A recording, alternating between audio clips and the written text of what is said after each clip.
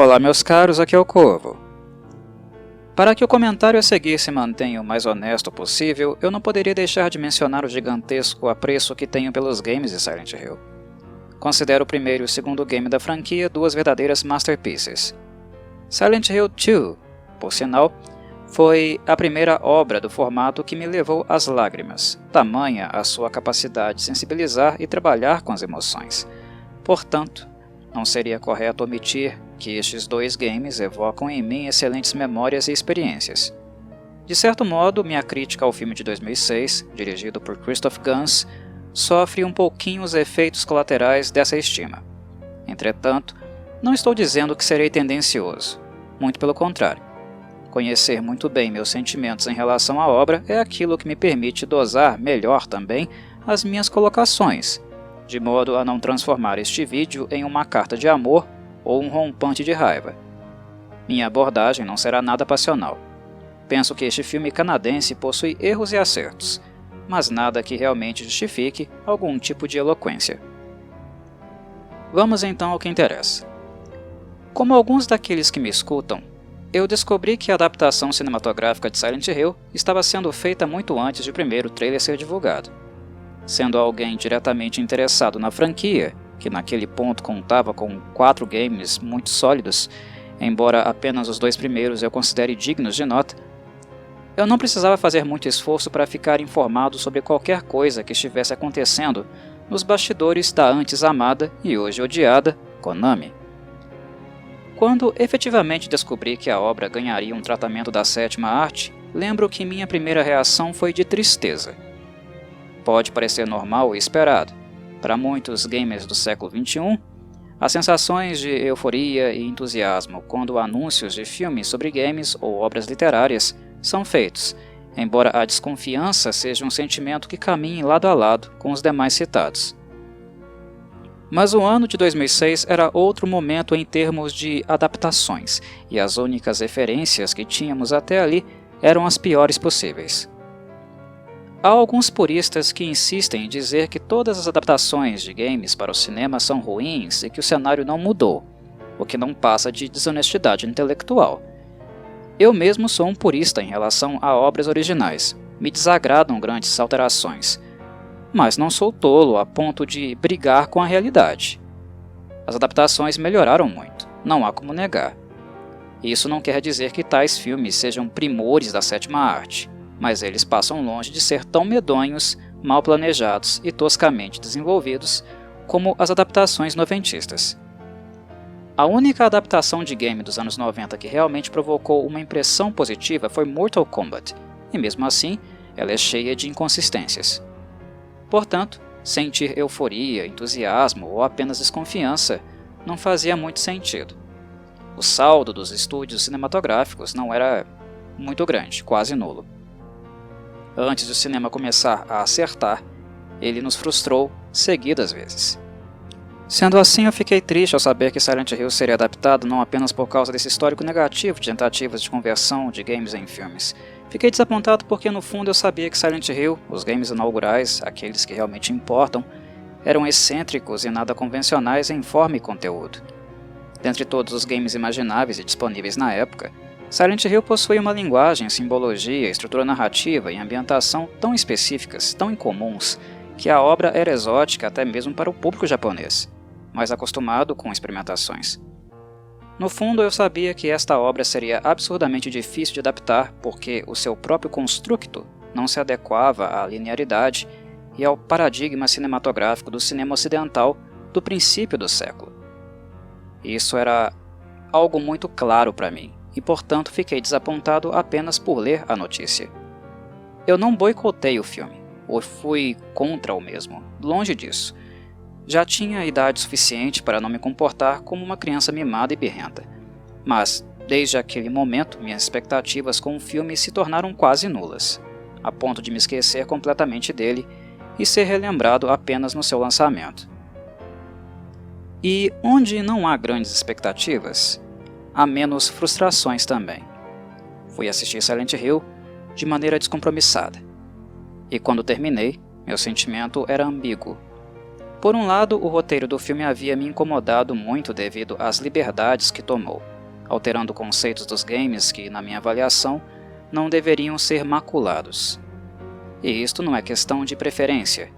Quem conhece Silent Hill sabe que os primeiros games têm conceitos tão específicos, feitos sob medida para os personagens daquelas tramas, que estes apenas funcionam para eles e na trama correspondente.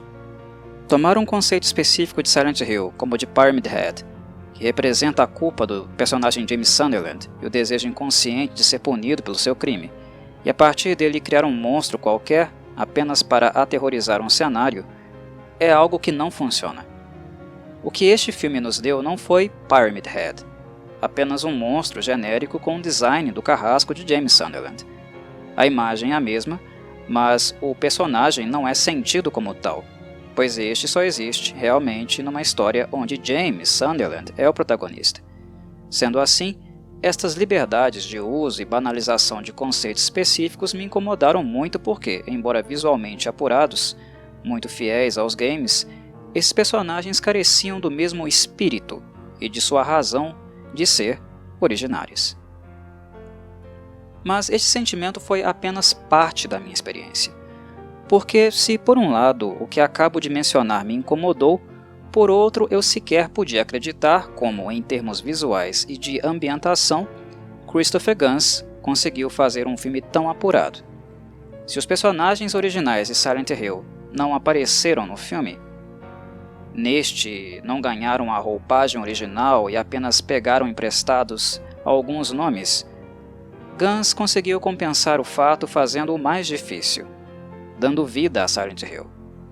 Em termos de cenário e ambientação, nós sentimos que a Silent Hill do filme é realmente a cidade dos games em gênero, número e grau. E sabendo que Gans era um admirador dos primeiros games, eu fiquei muito orgulhoso dele por ter conseguido esta façanha. Para todos que acham um trabalho simples de ser feito, a sequência desse filme, chamada Silent Hill Revelation, prova o contrário. Pode ser simples criar um cenário que pareça Silent Hill com toda a CGI que temos disponível. Mas fazer com que a cidade seja sentida como tal? Absolutamente não. Isto é dificílimo. E a própria Konami, por sinal, perdeu a mão nos seus games mais tardios, que jogaram a franquia no limbo. Portanto, eu fiquei realmente orgulhoso de Christopher Gans, mesmo com uma pontinha de insatisfação em virtude das liberdades criativas e banalizações conceituais que ele cometeu. Pensei comigo: Gans, meu caro, se você conseguiu aquilo que era mais difícil, por que cargas d'água precisou inventar o resto? Por que não fez o simples? Acredito que a necessidade de misturar elementos dos dois games inviabilizou a possibilidade de uma história e personagens que minimamente se assemelhassem com os originais. Misturar tais histórias é como tentar misturar água e óleo. Impossível. Mas Gans infelizmente optou por povoar sua Silent Hill com monstros que, relembro, são arquétipos, fabricações mentais de personagens muito específicos e sem interconexão. O que nós encontramos no roteiro do filme é uma narrativa que focou na adaptação do primeiro game, mas que contém simbologias também do segundo, principalmente no que diz respeito aos arquétipos. Com algumas alterações e reajustes de papéis, encontramos personagens como Dahlia e Sybil, mas com funções completamente diferentes. Como resultado, podemos dizer com total clareza que o produto final em nada se assemelha ao primeiro game ou ao segundo, embora utilize elementos encontrados em ambos. É uma história completamente nova. Independente disso, o roteiro não é medíocre, e a inserção de alguns personagens novos, como a nefasta Christabella, foi interessante no sentido de explorar o fanatismo e fundamentalismo religioso que sempre fez parte de Silent Hill. Nós temos contato com estes elementos religiosos no primeiro e no terceiro game da franquia, mas eles jamais foram abordados com tamanha ênfase. O fanatismo representado é tão crível, e na epiderme, que realmente nos enoja, pois o filme nos coloca em contato com algo muito real, que existe em nosso mundo. Infelizmente, eu já tive o total desprazer de encontrar pessoas como a Christabella, que se escondem atrás da máscara do discurso religioso para saciar seus desejos mais distorcidos e vis. Mas para todos que nunca tiveram tal desprazer, basta ligar suas TVs nos canais religiosos a qualquer hora do dia.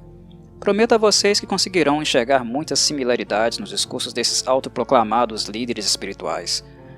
O mal não é apenas disseminado, mas isto é feito abertamente, em plena luz do dia. A linha entre a fé e o fanatismo é mais tênue do que se imagina, e isto, meus caros, é deveras preocupante. Gans trabalha este engodo do fanatismo muito bem aqui. Mesmo que a história dos games não seja aquilo que vemos na telinha, o roteiro do filme foi, sim, satisfatório e crível, tendo Silent Hill como plano de fundo, é claro. Uma história como esta poderia acontecer em Silent Hill perfeitamente, pois esta nada mais é do que uma cena de horror do mundo real exacerbada pela essência sobrenatural da cidade, nascida da dor e do ódio de Alessa Gillespie. Gans provou que podia criar um filme sobre Silent Hill fiel à aura dos games. Ele passou 5 anos tentando convencer a Konami, fazendo curtas caseiros, produzidos do próprio bolso e musicalizados com as composições de Akira Yamaoka. E penso que este filme é mais do que o suficiente para que entendamos a razão da empresa japonesa, extremamente apegada com suas propriedades intelectuais, ter cedido e confiado nele. Se o filme de Gans não fez uma adaptação perfeita da franquia, pelo menos ele não a machucou ou distorceu sua imagem. Ironicamente, este filme foi mais respeitoso com Silent Hill do que a própria Konami seria nos anos seguintes, com uma série de decisões estapafúrdias que destruiriam a marca e também o respeito internacional que a empresa levou décadas para construir. Gans é um fã de Silent Hill e penso honestamente que ele fez um bom trabalho, apesar dos apesares que mencionei. Silent Hill é um filme que pode ser colocado perfeitamente na prateleira das adaptações de games que foram minimamente respeitosas com o conteúdo original. Houve afastamentos e incompatibilidades, sim, sem dúvidas, mas penso que os acertos foram maiores do que os erros. E relembro, um dos acertos, na ambientação de Silent Hill, não é dos mais simples. Algo que noto e também aprecio neste filme é que o uso da CGI existe e é recorrente, entretanto ele não é exagerado. Há um misto saudável entre CGI e efeitos práticos, o que é infinitamente mais assertivo do que apenas usar CGI. Percebe-se também o bom uso de filtros, envelhecendo, queimando ou tornando foscas as imagens de acordo com a necessidade da cena, seja no outro mundo ou nos cenários enevoados e acinzentados. No caso de Silent Hill, penso que esta abordagem mista está para além de uma mera escolha. No caso, trata-se do caminho ideal para se manter fidedigna à sua identidade estética. O que não falta em Silent Hill é fogo, cinzas, fuligem, metal e carne, todos misturados. Captamos esses elementos no tato, na visão, no olfato e até no paladar. Basicamente, foi esta a experiência sensória de Alessa Gillespie no game original, que é a fundação material de toda e qualquer paisagem de Silent Hill, retratada sempre de maneira muito orgânica. Gans foi inteligente e assertivo porque ele percebeu, felizmente, que usando apenas CGI, ele não conseguiria transmitir a sensação deixada pelos seres e objetos dos games. E foi exatamente por isso que o filme contou com coreógrafos e dançarinas para dar vida às criaturas, profissionais com flexibilidade suficiente para emular a linguagem corporal do impiedoso Pyramid Head, do lascivo e pedófilo zelador Colin ou das violentas e medonhamente sensuais enfermeiras. As enfermeiras, por sinal, estão incríveis nesse filme. Notem como as dançarinas emulam os movimentos delas perfeitamente, como seus corpos atuam de maneira insinuante e ao mesmo tempo perversa e violenta. O arquétipo das enfermeiras tem origem em Lisa, que no game original tinha como função continuar torturando Alessa Gillespie no leito hospitalar, e não de cuidar dela. Lisa, uma mulher extremamente bonita por fora, mas podre por dentro, era também sedutora e lasciva, e o filme não adaptou o conceito original. A representação da personagem aqui é decepcionante, embora esteticamente adequada, mas Gans, em contrapartida, manteve o conceito das enfermeiras conectado com a Lisa dos games. Percebam que o diretor não desconhece os games, não se trata disso. O que vemos acontecer de fato é uma incompatibilidade entre o roteiro do filme e o roteiro do game, que obriga Gans a manter algumas coisas e ajustar outras. Antes que eu me esqueça, para fechar essa descrição estética, preciso falar da inspiração para a cidade de Silent Hill, do ponto de vista arquitetônico e fotográfico. Os produtores usaram a cidade fantasma de Centralia, na Pensilvânia, como inspiração para o trabalho feito em Ontário, no Canadá, onde o filme foi rodado. Há pessoas que pensam que a cidade inspirou o game original, mas isso não é verdade. O desastre de Centralia, uma cidade com uma mina de carvão gigantesca que há décadas queima abaixo do solo, serviu de inspiração única e exclusivamente para este filme. A Silent Hill original nada tem relação com incêndios ambientais. A única queima foi do corpo de Alessa Gillespie, mais do que o suficiente para infectar todo o restante da cidade graças ao poder do Incubus, também chamado Samael, que crescia dentro da menina. Encontramos no filme algumas outras influências urbanas, como por exemplo do clássico filme britânico Village of the Damned, de 1960. A cidade de Midwich, inclusive, teve seu nome dado ao colégio onde Alessa estudou. Mas, para a maior parte do cenário, a produção usou fotografias de Centralia como referência. Antes de falar um pouco do elenco, preciso comentar um último aspecto do roteiro, o qual penso ser extremamente pertinente de observar, até porque o mesmo deu origem às principais polêmicas sobre o filme. Os gamers sabem muito bem que no game original o que encontramos é uma figura paterna em busca de sua filha desaparecida, ou seja, Harry Mason e a menina Cheryl. Gans, por sua vez, trocou a figura paterna pela materna, e assim apresentou a dinâmica entre mãe e filha de Rose da Silva e Sharon. A justificativa do diretor foi que a relação entre mãe e filha seria mais crível para o público, que tende a enxergar na mãe a verdadeira figura do carinho, do cuidado e do sacrifício. E devido a isso, Gans recebeu duras críticas, inclusive sendo acusado de sexismo. Sendo bem franco, eu concordo em partes com a crítica, embora eu perceba também o que levou Gans a ter esse tipo de visão da dinâmica familiar. Nossa sociedade, infelizmente, é calcada em estereótipos de origem patriarcalista, onde o papel do cuidado e da educação dos filhos sempre é delegado às mulheres, como se os homens, os pais, não precisassem participar disso. O que, claro, além de uma concepção machista, é também muito problemática do ponto de vista pedagógico. Esse tipo de visão dá origem a homens sem preparação mental e emocional para lidar com os filhos e atendê-los nas suas necessidades afetivas, ficando tudo nas costas das mães. Vergonhosamente, no nosso modelo de sociedade é muito mais comum pais ausentes, ignorantes e agressivos com os filhos do que um personagem como Harry Mason, um pai solteiro que cuida de uma menina sozinho e que está disposto a ir até o inferno pelo bem-estar dela. Sendo assim, quando Gans imagina que Harry não funcionaria para o filme e coloca uma mulher no lugar dele, por um lado eu compreendo o motivo dessa escolha, mas por outro, e aqui eu vou bater no diretor, optar por uma mulher na figura do cuidado em nada ajuda para mudar esta visão social, do cuidado, do carinho, da educação. Ao trocar Harry por Rose, o que Gans fez foi apenas reforçar esse estereótipo, perdendo assim a oportunidade de impactar a visão do público leigo que jamais jogou Silent Hill e não teve a oportunidade de desenvolver uma estima por um modelo de pai como o de Harry Mason. Embora seja compreensível o modo de pensar de Gans, penso que a crítica feita a ele foi justa.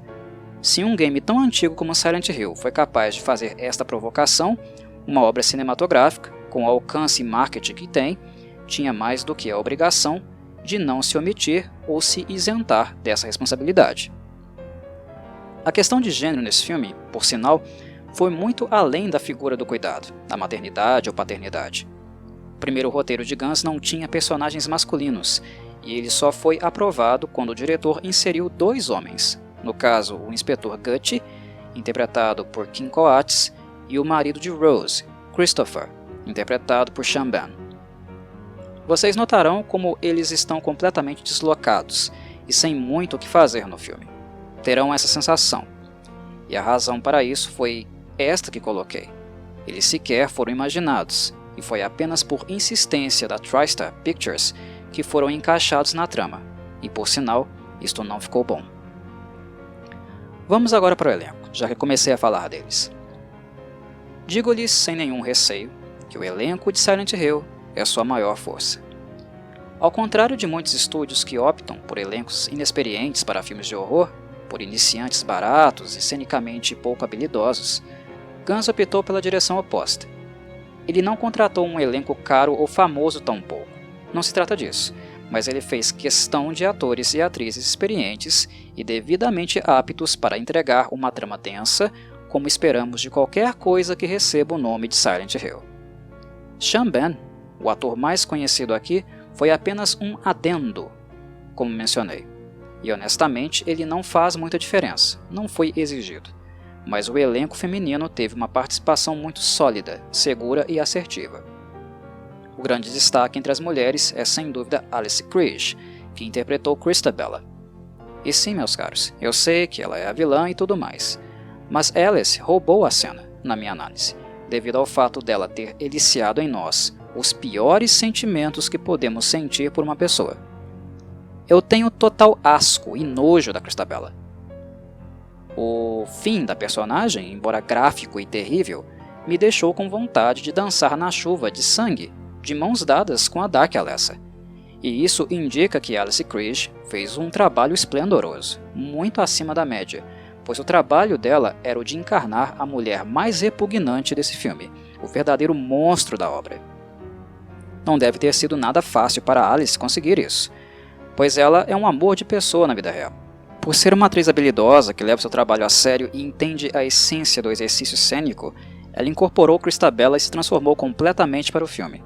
Ela se preparou fazendo a leitura do livro O Fim dos Dias, de Anna Paris, onde a autora aborda temas como fundamentalismo religioso, Inquisição espanhola, ódio racial e antissemitismo. Na excelência de sua representação, nada foi por acaso. Alice Krige foi uma surpresa para mim, assim como Deborah Kara Unger, que fez Dahlia. Elas são as atrizes mais experientes do filme, e mesmo que Deborah tenha tido um papel mais secundário, as cenas com ela são poucas, ela também deixa uma boa impressão. Sybil Bennett foi interpretada por Lauren Holden. A atriz ficou mais conhecida por sua participação na série de TV The Walking Dead, como Andrea. Em Silent Hill, ela ainda era uma atriz de radar baixo, embora já experiente e com um currículo longo. Rose da Silva, a verdadeira protagonista do filme, foi interpretada pela australiana Radha Mitchell. Eu já conhecia Mitchell em virtude de filmes como Phone Booth, mas foi com Silent Hill que ela chamou a minha atenção pela primeira vez. A relação entre ela e o diretor Christoph Gans não foi nada amistosa. Gans odiou trabalhar com Mitchell, pois, segundo ele, a australiana demorava demais para entrar na personagem, pedindo para repetir várias vezes uma mesma tomada. Mas bem, de todos os filmes que eu vi com Mitchell, depois de assistir Silent Hill, penso que esta chatice dela valeu a pena, pois Rose da Silva é um dos melhores momentos da filmografia dela, sem dúvida. Já a pequena Jodelle Ferland é um caso à parte, porque, para início de conversa, um filme extremo como Silent Hill foi deveras perturbador para uma criança tão nova fazer parte. Tal fato levou Roger Avery, que ajudou Gans a escrever o roteiro, a se desculpar com a família dela e os possíveis traumas deixados na menina. Mas o que vemos em Jodelle é uma verdadeira diabinha, uma guria que tem certo sabor pelo macabro. Nota-se como ela está se divertindo aqui. Ela faz muito bem a transição de uma menininha doce, no caso Sharon, para uma personagem mais macabra como a Dark Alessa. Dito isso, olhando de fora, creio que Silent Hill não fez tão bem assim para a carreira da menina. Jodelle acabou ficando muito marcada por causa desse papel, e passou a ser convidada para fazer apenas personagens com essa natureza. Um exemplo disso é o filme Case 49, onde ela atua ao lado de Renée Zellweger. Jodelle é boa fazendo crianças medonhas, confesso, mas quando atores e atrizes são excessivamente expostos a um único tipo de papel, suas carreiras acabam sendo arranhadas e seus talentos desperdiçados. Para encerrar, a trilha sonora. E bem, Silent Hill é um filme que não tem trilha sonora própria, porque este utilizou as composições de Akira Yamaoka, originais dos games da franquia. O que, na minha modesta opinião, foi a melhor decisão que Christopher Gans poderia ter tomado. A música de Silent Hill é um show à parte e um elemento constitutivo e fundamental na ambientação dos games, o que apenas ajudou o filme de Gans a construir a aura desejada. Eu já abordei exaustivamente a obra de Yamaoka no canal, e há um vídeo bastante extenso aqui sobre o assunto. Deixarei o card acima para aqueles que desejarem aprofundar no tema e entender melhor esta música exótica e extremamente envolvida do mestre Akira-san. A única exceção do filme em termos musicais foi Ring of Fire, de Johnny Cash, o que foi também uma grata surpresa, pois ela é perfeitamente adequada para a proposta do filme, convenhamos. No mais, o que posso dizer é que Silent Hill é uma adaptação consistente, não perfeita, mas decente, de uma obra muitíssimo complexa e complicada. Filme escrito e dirigido por um fã, onde fica bastante evidente como este foi feito com muito carinho. Aos fãs de Silent Hill e de horror, de maneira geral, eu recomendo assistir esse filme. Mas definitivamente fiquem longe da sequência, chamada Silent Hill Revelation, um filme com menor orçamento, negligente e que jamais deveria ter sido feito. Um abraço a todos e saudações Corvilhas!